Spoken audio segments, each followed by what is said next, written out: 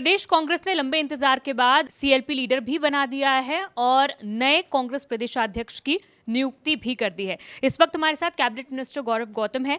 मंत्री जी, जिस तरह से विधानसभा में लगातार कांग्रेस पर आरोप आप जो लगा रहे थे, अब अगले सत्र में नहीं लगा पाएंगे क्योंकि सीएलपी लीडर की नियुक्ति हो गई है। कैसे देखते हैं आप इन नियुक्तियों को? नियुक्ति 1 साल बाद हुई है और जैसे ही कांग्रेस का प्रदेश अध्यक्ष बना है उसको हटाने की कवायद कांग्रेस ने ही शुरू कर दी है, कांग्रेस के नेताओं ने शुरुआत कर दी है। और मुझे लगता है कि ये लड़ाई एक दूसरे को बुक के गुलदस्ता देने पर हो रही है कि वो उनके पास क्यों गए, वो उनके पास क्यों गए।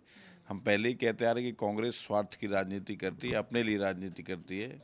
इसे जनता जनार्दन से कोई लेना देना नहीं है, ना हरियाणा प्रदेश के मुद्दों से कोई लेना देना, ना हरियाणा प्रदेश की जनता जनार्दन, सिर्फ अपने मुद्दे, अपना स्वार्थ, सिर्फ यही नीति कांग्रेस की रही है। मुझे लगता है कि अब हरियाणा की जनता जनार्दन भी समझ चुकी है और देश की जनता जनार्दन भी समझ चुकी है। इन पर अब भरोसा करने वाले नहीं है। हरियाणा में नायब सिंह सैनी सरकार बहुत अच्छा काम कर रही है और आने वाले समय पर भारतीय जनता पार्टी की सरकार लगातार बरकरार रहेगी। बिल्कुल आने वक्त क्योंकि जिस तरह से हमेशा कांग्रेस पर आरोप लगते आए हैं, पहले कुमारी शैलजा, अशोक तंवर, उसके बाद चौधरी उदयभान, हमेशा ये आरोप लगते आए हैं कि प्रदेशाध्यक्ष को फ्री हैंड नहीं दिया जाता, उन्हें काम नहीं करने दिया जाता अपने तरीके से। तो क्या अब आपको लगता है कि जब राव नरेंद्र सिंह को अब जिम्मेवारी मिली है तो क्या वो प्रदेश में जो कांग्रेस की अंदरूनी कलह है उसे खत्म कर पाने में या कांग्रेस में समन्वय बना पाने में क्या कामयाब हो पाएंगे? मुझे फ्री हैंड तो छोड़ो, उनको अध्यक्ष बने रहने दें कांग्रेस के लोग, उसी पे बहुत बड़ा डाउट लग रहा है। और मुझे लगता है कि जो इन्हीं के नेता हैं वही ये सब साजिश करते हैं और इन्हीं का आपस में मुझे लगता है शिकार होते हैं एक दूसरे का। तो हमें इनका इंटरनल मामला है कांग्रेस का, ये क्या करती है, लेकिन जो भी चीज़ें निकल कर आ रही हैं बड़ी दुर्भाग्यपूर्ण है। मामला तो इंटरनल है लेकिन सोशल मीडिया पर भी अब ये मामला आ चुका है। कैप्टन अजय यादव, उनके खुद के लीडर हैं, वो ये कह रहे हैं भी हाईकमान को आत्मनिरीक्षण करना चाहिए दोबारा से इस फैसले पर कि एक बेदाग छवि का जो नेता है वो आना चाहिए था। और इस जो एक युवा, उन्होंने कहा था कि राहुल गांधी चाहते थे कि युवा प्रदेशाध्यक्ष बने, बेदाग छवि का एक नेता प्रदेशाध्यक्ष बने, लेकिन ऐसा कर पाने में कांग्रेस नाकामयाब रही है। इसलिए पुनर्निरीक्षण जो है अपने फैसले पर करना चाहिए। वहीं आज इनेलो ने भी सीएलयू कांड को लेकर काफी गंभीर आरोप जो है वो राव नरेंद्र सिंह पर लगाए हैं।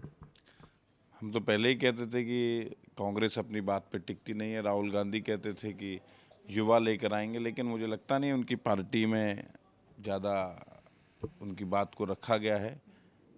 और किस प्रकार से अध्यक्ष बने हैं ये तो कांग्रेस के लोग ही सोशल मीडिया के माध्यम से बता रहे हैं कि उनको आत्मनिरीक्षण करना चाहिए। अगर नहीं करेंगे तो ये आपस में ही लड़के झगड़ के हटा देंगे उनको।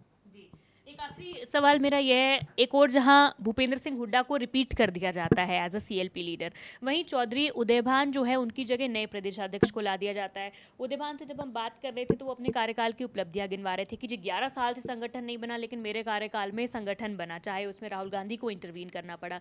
वहीं उन्होंने बताया कि लोकसभा में सीटें भी जो है वो उनके कार्यकाल के दौरान बनी। हालांकि उन्होंने ये कहा कि मलाल और एक कसक जरूर रहेगी कि एक बहुत कम मार्जिन से जहां सरकार बनते बनते रहेगी। नहीं, गलत हुआ। अगर प्रदेश अध्यक्ष हटा दिया गया उनको और जिम्मेदारी दोनों लोगों की बनती है। अगर एक को रिपीट कर दिया, एक को नहीं किया, मुझे लगता है कि ये उदयभान जी के साथ न्याय नहीं हुआ, क्योंकि जिम्मेदारी दोनों की थी। अगर सरकार नहीं आई एक ही व्यक्ति पर और ये समझ के कि उनकी ज़्यादा अप्रोच नहीं, उनको हटा दिया गया, ये ठीक नहीं है।